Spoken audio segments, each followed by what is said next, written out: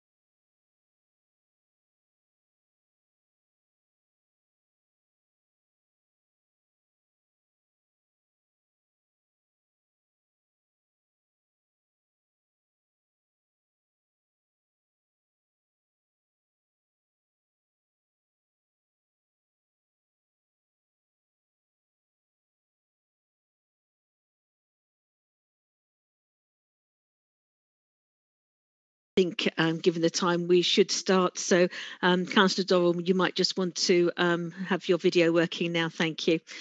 And could we please start the webcast?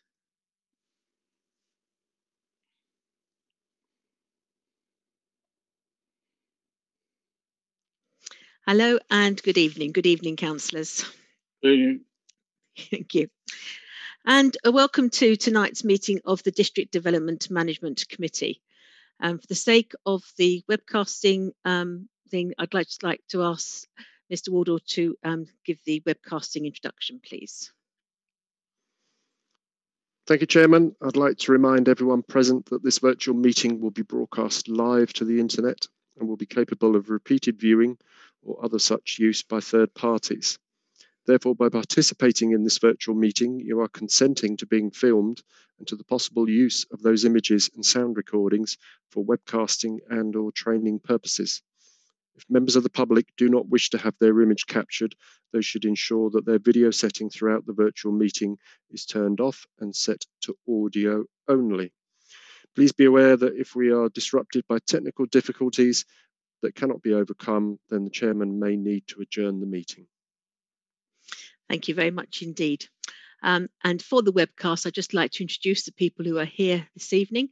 I am Councillor Sue Jones and I am chair of this committee. We have got Councillor Brian Rolfe with us this evening, my Vice Chair. From the Planning Department, we've got Andrew Marks, who is the Service Manager for the Development Portfolio Development Area. He's our Service Manager. And from Democratic Services, we've got Gary Woodall and Rebecca and Pat Seeger, who are in charge. Between them, they are helping us administer the meeting, do the minutes, and do the webcast. Okay, members. Right. Okay, that I think covers everything we need for item 1 tonight. I am sure our speaker has been very well briefed by Gary. But if I could just remind any public speakers in tonight's meeting that you do have the 3 minutes. At the end of your 3 minutes, the buzzer will go, and we ask you to wind up very quickly. All right. And okay, so item 3 is apologies for absence. Over to you, Gary. Thank you, Chairman. We have apologies tonight from Councillor Chris Roberts. Right, thank you. And have we got any substitute members? Yes, Chairman, we have Councillor Caroline Pond substituting for Councillor Chris Roberts this evening. Thank you very much indeed. Good evening, Councillor Caroline Ponds. Members, any declarations of interest on tonight's agenda, please?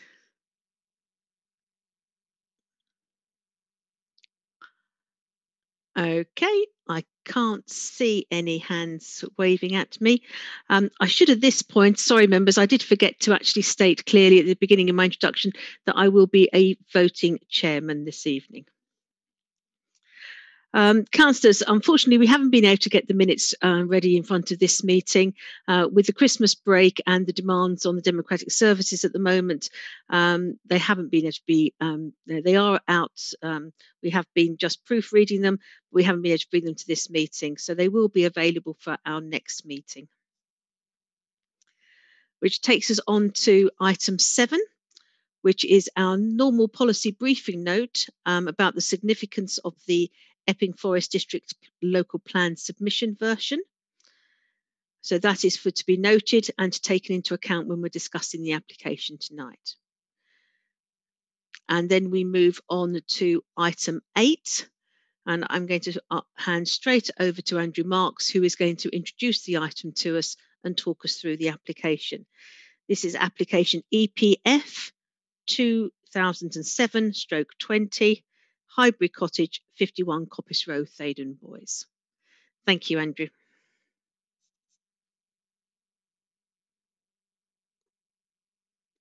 Thank you, Chair. Yes, like you said, this is an application at Highbury Cottage, 51 Coppice Road in Thaydon Boys. There's unfortunately a small location plan, but the site's basically located as you come down the hill in Coppice Road down into the village on the right-hand side. It's a couple of semi-detached buildings you can see over there with the application site over here and the other semi-detached building next to it. And this is a bird's eye view of the rear of the property. You might recognize the site across the way, which is the old schoolhouse, which is now actually a finished development over there, just to give you some context of the location. The white house here is where the application is made, and essentially it's for an infill extension at first floor level on top of this roof over here. You will see that the neighboring house sort of almost mirrors the application house, so it's got a sort of a double-sized gap over there.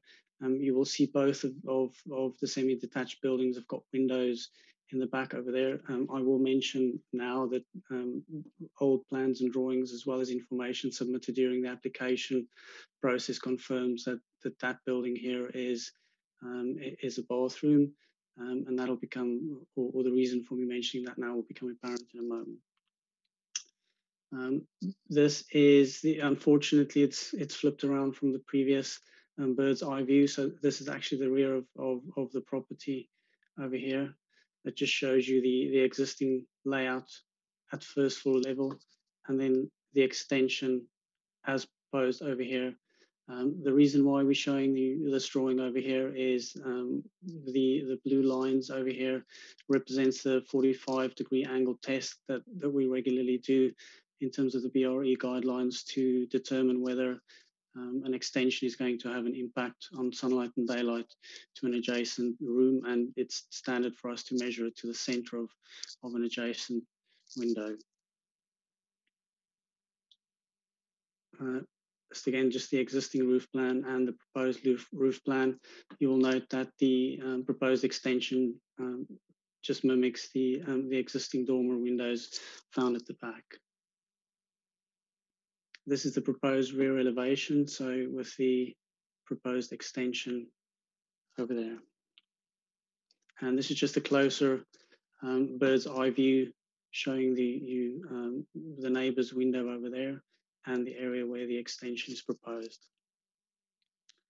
This is a recent photograph taken from the rear with the white property, the application site. This is the area here where the extension is going to go. And this is the neighbor's window over there. Unfortunately, this is the best plan that we could get from the first floor of number 53. There are some older plans dating back to 2010 when a planning permission was applied for some other extensions.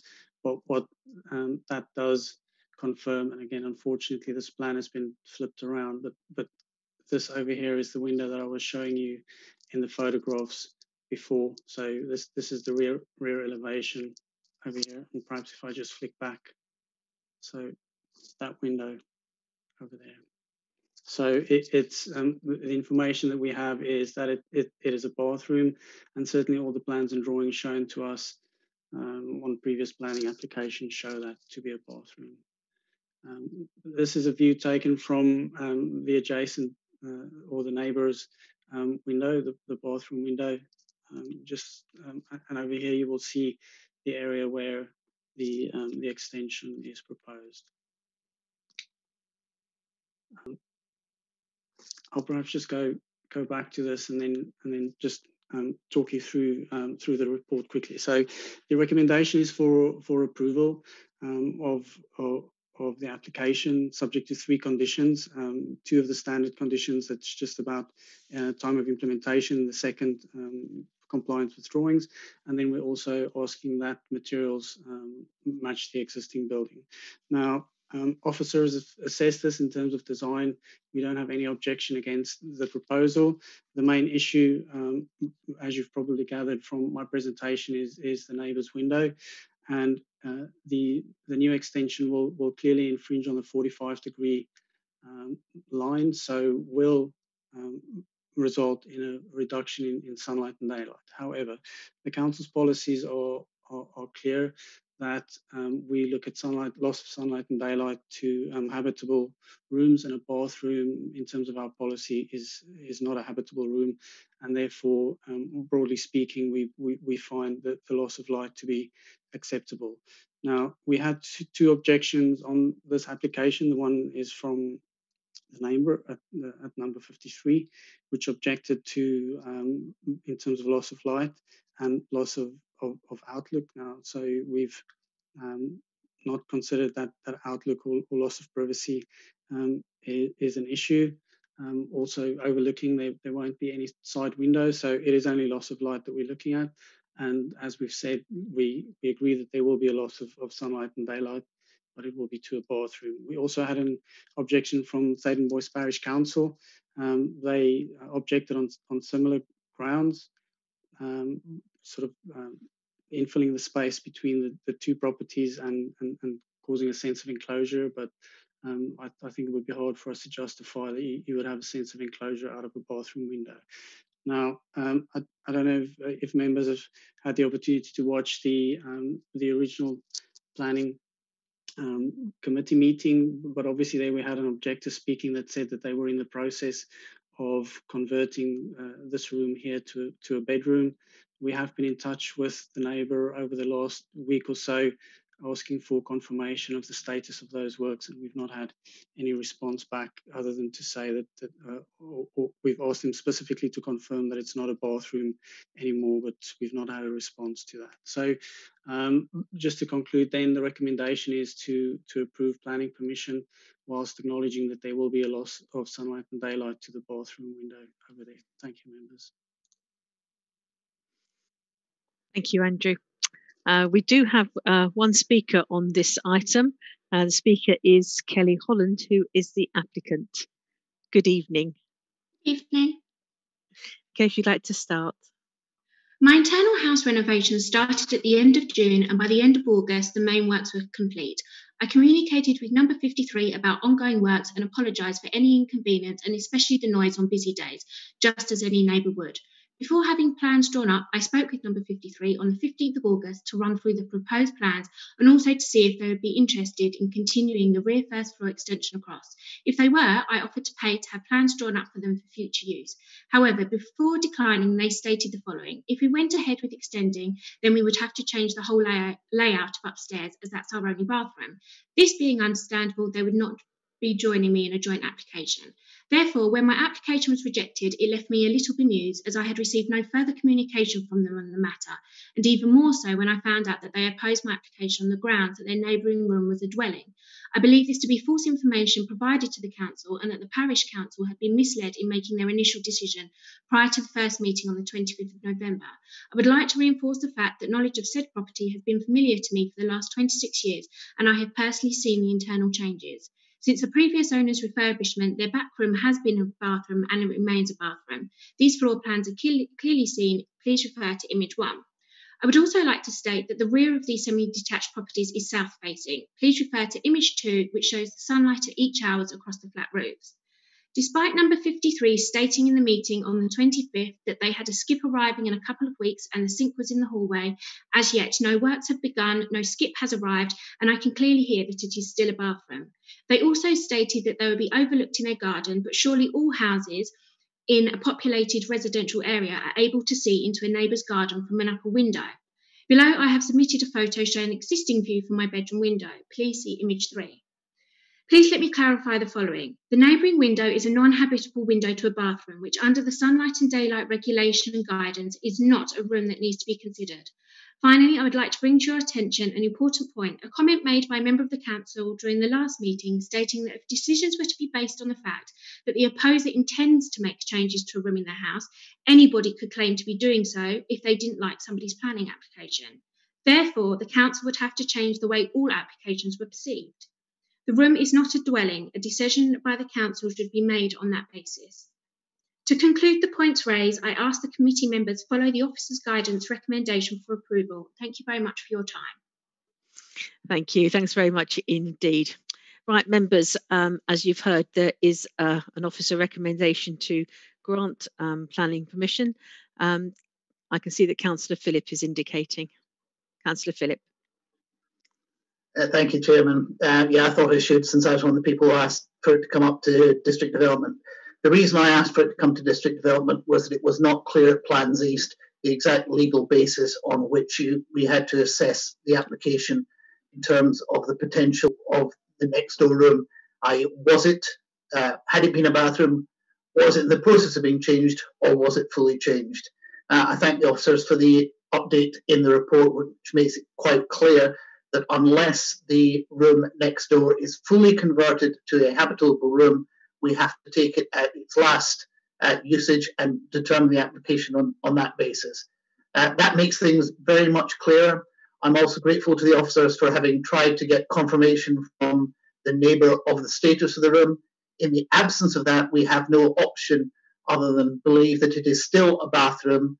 And given that, I have absolutely no problem in following the officer's recommendation on this one and accepting the recommendation to grant. And I think that's definitely the right thing to do. Thank you. Thank you, Councillor Phillip. Any other councillors? Okay, I can't see any blue hands and I can't see any physical hands waving at me. So in that case, members, I think we could go straight to the vote. I'll get so I don't know if it's Rebecca or Gary who's going to do the roll call. Gary, I think. Gary, I'll just get Gary to call us out one by one. And if you could please state your name just to allow for the slight time delay in the webcast. So if you can just state your name again, please, and then whether you are for, against or abstaining, sorry, I've got all tongue-tied this evening, abstaining from the recommendation to grant planning permission. Thank you. Over to you, Gary. Thank you. Thank you, Chairman. Okay, so we'll start with Councillor Heather Brady, please. Councillor Brady, for granting. Councillor Dorrell. Councillor Dorrell votes for granting permission. Councillor Hadley. Councillor Hadley, for granting. Councillor Heap. For. Councillor Helen Kane. Councillor Helen Kane, for granting. Councillor Kaufman. Councillor Kaufman, for. Councillor Lee. Councillor Lee, for. Councillor Morgan. Councillor Morgan, for. Councillor Phillip. Councillor Phillip, for. Councillor Chris Pond. Chris Pond, for. Councillor Caroline Pond. Caroline Pond, for. And Councillor Whitehouse. Councillor Whitehouse, for. Finally, Councillor Rolfe. You're on mute, Councillor.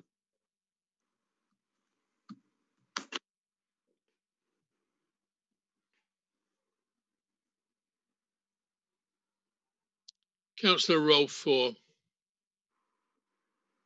And Councillor Jones. Councillor Jones, for. Members, I'm not even certain I have to give you the results of that. It was unanimous in favour of the officer recommendation to grant permission. Thank you very much indeed. And just to reiterate, that application has now been granted. Thank you very much. Okay, that is the... Thank you. That is the only item on tonight's agenda. Just flicking through to see what number I'm up to, just to more or less close the meeting. But item 10 is, item 9 is any other business. Gary? There is none, Chairman, no. Thank you.